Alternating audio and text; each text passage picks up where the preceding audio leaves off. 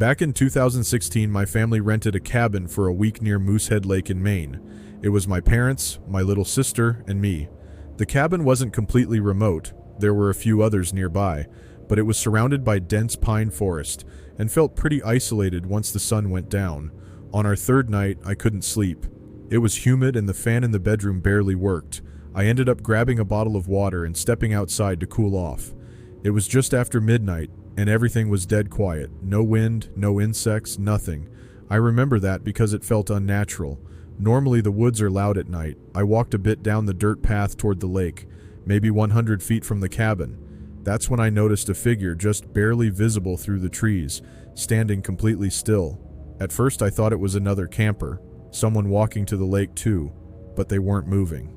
I froze and squinted.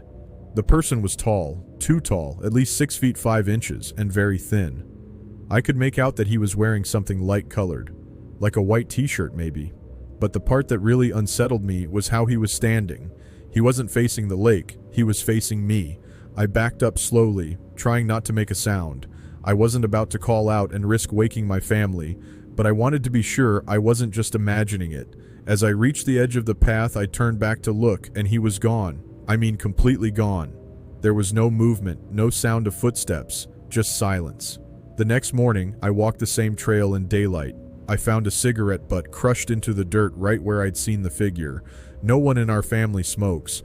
I tried to brush it off until the last night of our trip. I woke up again around 2 a.m. and, without thinking, looked out the bedroom window that faced the woods. Someone was standing at the tree line, still, watching. I didn't wake anyone. I just sat in the corner of the room until sunrise. When we left the next day, I felt like I was being watched the entire time. I haven't been camping since.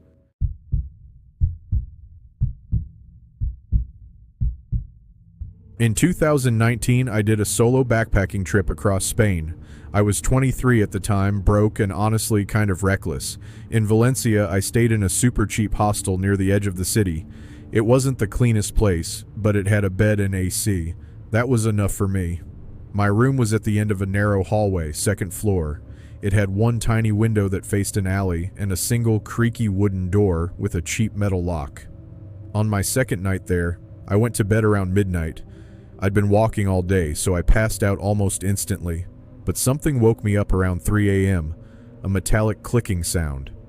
At first I thought it was in a dream, but I opened my eyes, and it was real, coming from the door. Someone was trying to unlock it. Slowly, carefully. I froze in bed. My heart was pounding. I didn't move, didn't make a sound. I didn't even breathe. I just stared at the door as the handle slowly turned, but didn't open.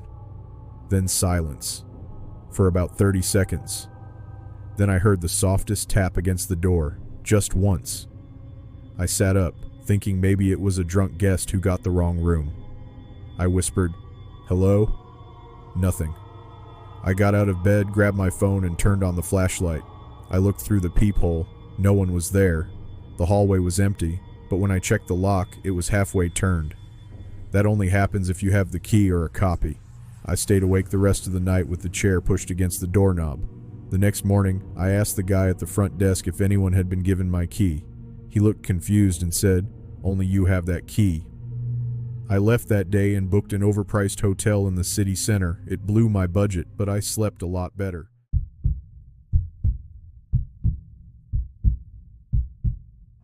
My wife and I took our 2 kids to Tennessee for a summer trip in 2005. We stayed in a rental cabin near the base of a dam. It was remote, no cell signal, no internet. Just hiking trails, fishing, and a wide open sky. The place itself was rustic but clean. It had an odd floor plan though, especially the basement. There was a door down there that led to a room with no windows and no light fixture.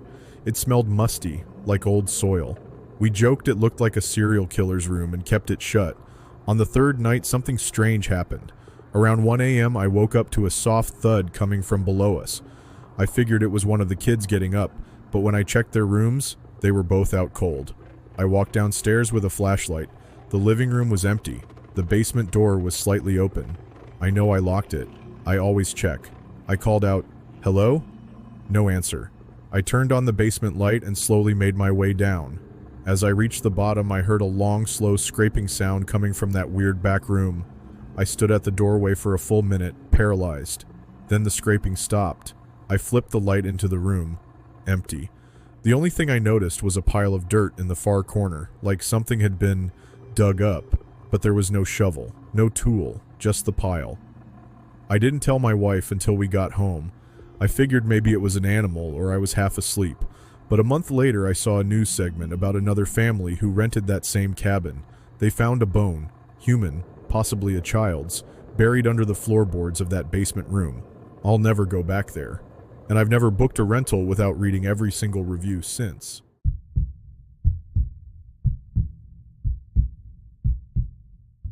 In the summer of 2018, I did a study abroad program in Florence, Italy. It was one of the best experiences of my life, but something happened during my last week there that I've never been able to explain. The program arranged a shared apartment for me and 3 other students, 2 girls from California and a guy from France. The apartment was in an older building on the edge of the historic district. Big windows, old wooden floors, and those tall, iron balconies you see in postcards. My room faced a narrow alley between our building and another just across the way. You could look straight into the apartment opposite if both windows were open, which they often were because of the heat. About 5 nights before I flew home, I was up late studying and went out onto the balcony to get some air. It was almost 2 a.m. I leaned on the railing and glanced across the alley. The light was on in the apartment across from mine, nothing unusual. But then I saw a girl standing on that balcony, just standing there, arms at her sides, wearing a light blue nightgown. Her hair was dark, long, and very straight. I couldn't see her face clearly. It was angled downward, but she looked off, like she was too still. I figured maybe she was just thinking, or drunk, or even sleepwalking, so I looked away. When I glanced back, she was facing me. Same posture, but now just staring, not moving, no reaction. I got spooked and stepped inside. I didn't mention it to anyone. I was tired and maybe my mind was playing tricks on me. But the next night, she was there again. Same spot, same gown, same blank stare. I stayed inside that time. Watched her from behind the curtains for about 5 minutes. She didn't move. Eventually, the light in her apartment flickered a little, like a bulb about to die. When it came back on, she was gone. A couple nights later, one of the girls I lived with, Sarah, brought it up out of nowhere while we were eating. "Hey, weird question," she said. "Have you guys ever seen that girl across the alley?" I went cold. "What girl?" the other roommate asked. "The one on the balcony across from my room. She just stands there. I saw her last night. It was weird." We ended up checking the building the next day. It looked completely abandoned.